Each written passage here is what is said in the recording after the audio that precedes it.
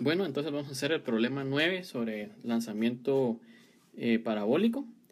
Dice, un área verde está localizada a una distancia horizontal de 240 pies y a una distancia vertical de 64 pies de la base.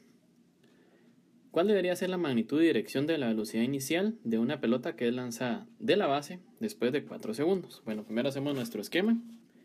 Tenemos entonces un punto de lanzamiento, el cual a determinada velocidad va a permitir que llegue a un punto más alto. Vemos que ese punto más alto está acá. Hasta aquí queremos llegar. Bueno, no es un 4, es una bandera. Un banderín. Aquí tenemos que llegar. Entonces la pelota, bueno, aquí no sé si es pelota, pero bueno, es un objeto. Va a ser lanzada de acá. Y su objetivo es que caiga en un punto más alto del que estaba originalmente, ¿ya? Las dimensiones están en pies, entonces vamos a pasarlas primero a metros. Entonces, primero 240 pies a metros por el método del factor unitario. Sabemos que un metro tiene 3.28 pies, el cual ponemos abajo a efecto de poder eliminar pies con pies, ¿ya? Y con eso nos van a quedar metros. 73.17 metros. Esa sería la distancia horizontal que hay desde donde sale la pelota hasta donde va a llegar, que es al banderín en la parte alta. Y luego vamos a pasar también los 64 pies por el mismo procedimiento. Método del factor unitario. Consiste en eliminar la variable que ya no necesitamos, que en este caso son los pies. Entonces exactamente el mismo factor de conversión. 3.28 pies equivale a 1 metro exactamente. Cancelamos también los pies con los pies y me van a quedar metros al dividir 64 entre 3.28, lo cual nos da 19.51 metros. Ese es el resultado de la altura vertical a la que va a estar la gramía por encima de la base, ¿verdad? Vamos a ponerla acá.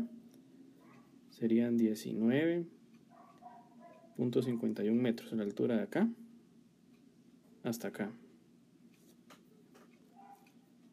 Entonces me preguntan cuál debe ser la velocidad inicial del lanzamiento, o sea, la magnitud de la velocidad inicial o la velocidad del lanzamiento, y la dirección, es decir, el ángulo en el cual debe lanzarse para que caiga justamente en ese punto.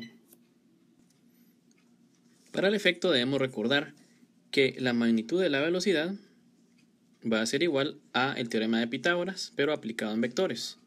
Va a ser igual a la raíz cuadrada de la componente de la velocidad en x al cuadrado, que esa nunca cambia, más la componente de la velocidad en y al cuadrado en el punto donde se origina o de donde sale la pelota, ¿ya? Y por otro lado también necesitamos la dirección. La dirección, que es el ángulo, también depende de esos mismos dos factores. Sería la tangente inversa de la componente de la velocidad en y normal, sin cuadrado, sobre la velocidad en x. Para sacar la velocidad en x no tendríamos ningún problema, ya que la velocidad en x, recordemos que la sacamos a partir de la fórmula de distancia en x sobre tiempo. Tenemos la distancia, que son la distancia horizontal, que son los 240 pies, que para nuestro efecto son 73.17 metros, sobre el tiempo. Y el tiempo en este caso pues nos hablan de que son 4 segundos. El problema no está muy claro en la pregunta, ya que solo hablan de después de 4 segundos, pero lo más lógico y obvio sería pensar de que los 4 segundos se dan del momento que sale la pelota hasta que llega a la gramilla alta. Entonces vamos a colocar 4 segundos porque se presume que es el tiempo que tardaría la pelota en llegar hasta ese punto. Entonces, calculando la velocidad en x, diríamos que es igual a ese cociente, 73.17 sobre 4 segundos, lo cual nos genera 18.29 metros por segundo de velocidad horizontal. Recordemos que la velocidad en x nunca cambia, es una velocidad horizontal y es la misma siempre al principio como al final, es decir, a los 4 segundos.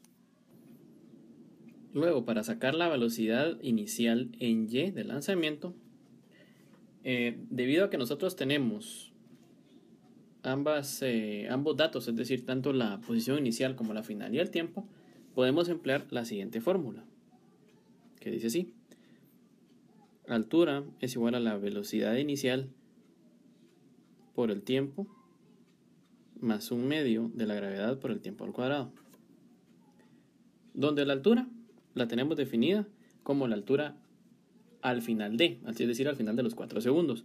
Esta altura, según vemos en la diapositiva anterior, son los 64 pies, que equivalen a 19.51 metros, como podemos observar acá.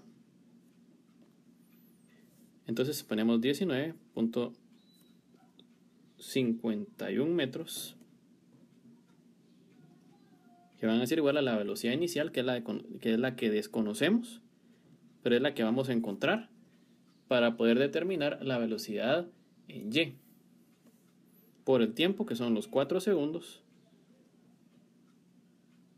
más 1/2 de la gravedad, que es menos 9.81, por el tiempo al cuadrado. Vamos a simplificar un poco la expresión.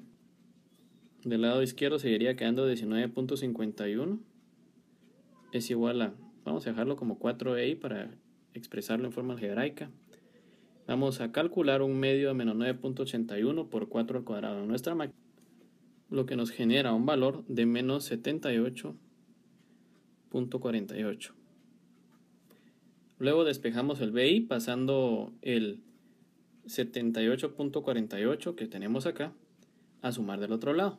Entonces sería 19.51 más 78.48, y el 4 que nos está multiplicando al BI podemos pasarlo a dividir para tener ya despejado el valor de la velocidad inicial en y. Vamos a dejarlo como B y Y para indicar de qué es la velocidad inicial en y. Hacemos este cálculo